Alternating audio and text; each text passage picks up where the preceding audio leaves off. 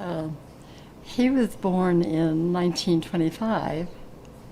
I assume somewhere here in Springville. I don't know that, but I think in that house where they lived on the other on the hill. Yeah. Because it was. I think it before was this. probably after my parents married, and um, there's a house, if you know where the old seminary building is, down east of the art gallery here in Springville. There was the building is not there anymore, but my grandparents lived on one side, and uh, my parents on the other side, grandparents and parents. And I think maybe Ken was born there, maybe Beverly. I'm not sure when Grandpa got that property up there and they moved up there.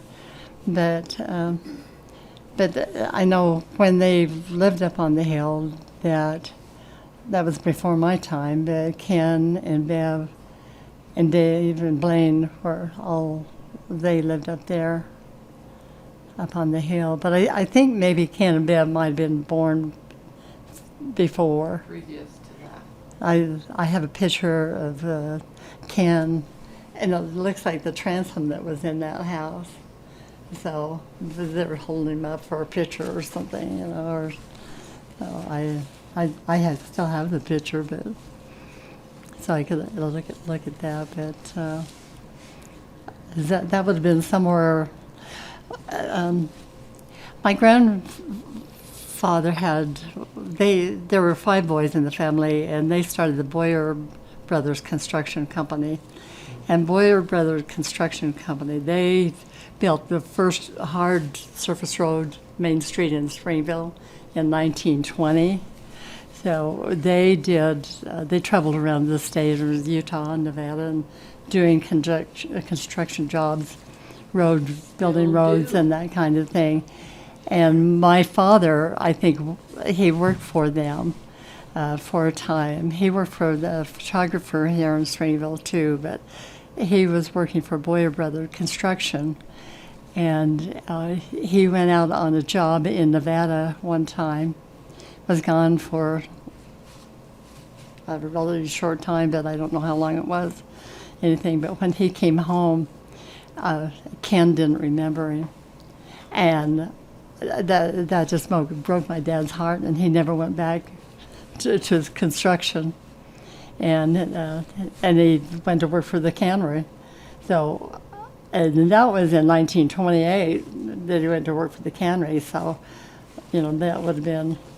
Beverly was born in 27, so that's his first 3 births or 2 births were all in that time.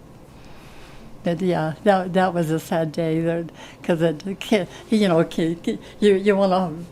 You want your little kid to run to you and you want to hold him and stuff. And I guess he wouldn't go to my dad. Wasn't so having it. he didn't remember. He just turned around and went back to his mother, So Ken never went back to construction. So, my dad didn't go back to construction. He got a job here in Springville, but. Yeah. Well, we don't want to wear you out. Are you ready to be done? Well, Is there anything else you'd like to talk about? Well, I don't know. Beverly was born in 27, and she went to school here, not too eventful. And Blaine was born in 1930, the same thing, and Dave was born in 1936 here in Springville. And as far as education, my dad went 3 years to BYU, but he didn't graduate. He got married. So when I surviving the Spanish flu. I went to work. Yeah, Yeah. that's right.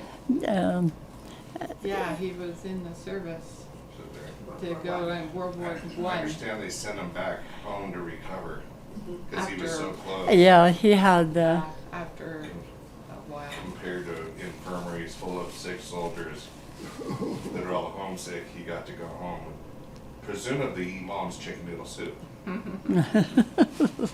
Well, he got his. He was drafted, and they got as far as Provo, and they held him in Provo for a little bit. But the flu was so bad, they didn't have beds for all these sick guys, you know. And he was just close to where he lived, so they sent him That was home. 100 years ago. 100 years later, we Later, had another oh. pandemic. Yeah, Crazy. that is crazy. But yeah, they sent him home, and then the war was over, and they never went back. So. But we got good pictures. Yeah, I love that picture. I have a good picture of him in his military, his army. Yeah. It's And- interesting that Harlan was in the Army, right? Yeah, Army, yeah, but never saw action, and Dad was in the Navy in training for a long time. As I understand it, he was training to invade Japan on the back of a torpedo bomber. He was a gunner, and he was preparing for that when the war ended. So he never quite saw action. yeah. And then there's Mike never was drafted, and I You we dodged pulled out of that bullet. I pulled out of Vietnam when I was freshman, I think, in high school. So I never saw any action. So I guess we're a bunch of actionless boyers. It's timing. It's timing. Yeah. But back in World War II, when Ken was in the Navy, at the same time, his uncle, my mother's brother, Alan, was in the Army Air Force, what they called it. He was an aerial photographer. This is before the Army and the Air Force were separated. They called, and he was, Army Air Corps. yeah, he was in the Air Corps. He was shot down over Italy on his 49th mission. And I understand that at that time, it might be different now, but at that time, they sent you home after you completed 50 missions. So, and he was killed on his 49th mission. But Mom's other brother, Grant, he had joined the what do you call it? The discipline. It's not the. Oh, I'll think of it in a minute. Anyway, he was on a ship about 2 days out of Honolulu, Pearl Harbor, and when Japan bombed Pearl Harbor, and they had heard about it. He was in the Merchant Marines. Sorry, he was a Merchant Marine, and he wrote home. And I have a recording of my mother telling this story, that they had heard that Pearl Harbor had been bombed and that some planes were headed their direction. And he said virtually everybody on the ship was on deck, on their knees, praying that they wouldn't get bombed. And they heard the planes come directly over their head, and a cloud had moved between the ship and the planes, and they couldn't see that ship. So they didn't get bombed, so it literally saved his life. But all those guys, all those people on the ship were on the knees praying, and a cloud came in between. So Japan couldn't see their ship. Were there other ships out there with them? Got, Yeah, No, Pearl Harbor. They came from Pearl Harbor. yeah. So thankfully, my mother and my grandmother probably were really worried about their sons being off in the Navy and the. Yeah. They finally shipped Alan's body home from Italy, right?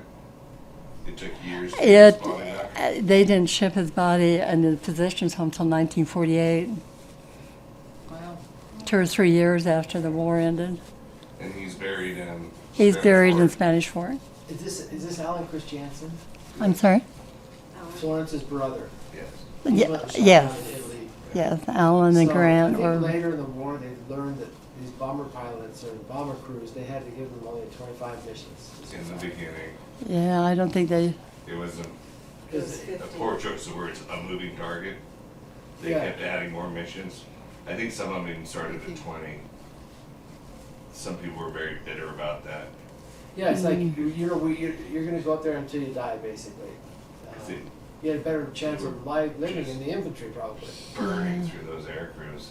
Yeah. And torpedo bombers weren't doing any better. Oh, torpedo bombers. In the No. Battle of Midway that happened just after Pearl Harbor in June of '42, I think 3 entire squadrons of torpedo bombers were shot out of the sky.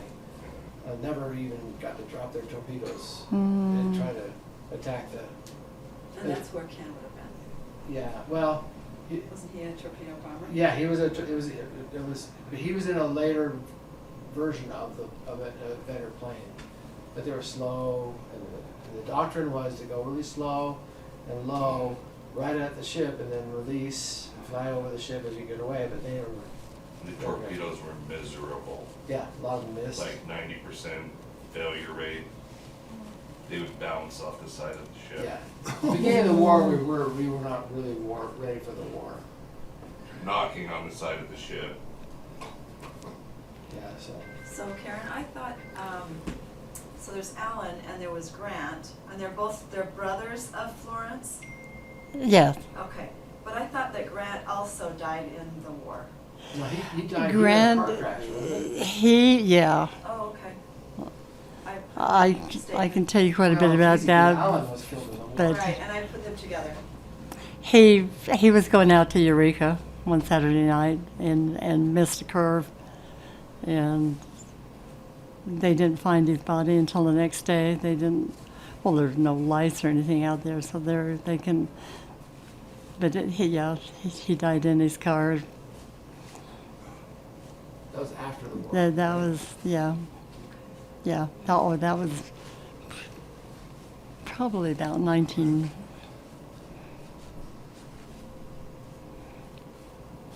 It was on Bev and Sherman's anniversary, so probably 1950.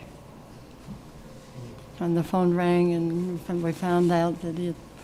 Anyway, He and we Ken were was- downstairs churning ice cream for their first anniversary, and then we got the phone call that Grant had died in a car accident. So